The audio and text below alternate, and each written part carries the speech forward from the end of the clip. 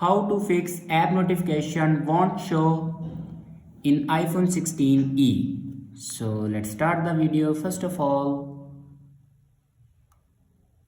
open settings.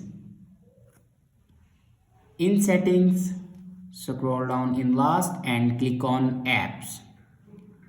After clicking on apps, then scroll down and here you can see the option messages. Now click on messages and then click on notifications.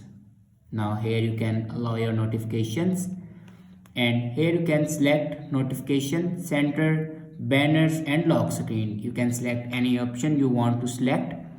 After that, go back to your home screen and restart your device. For restart your device, press and hold volume down button and power button at the same time. It can fix minor glitches. Now slide your icon to right side for restart your iPhone. After restart your iPhone, your problem will be fixed.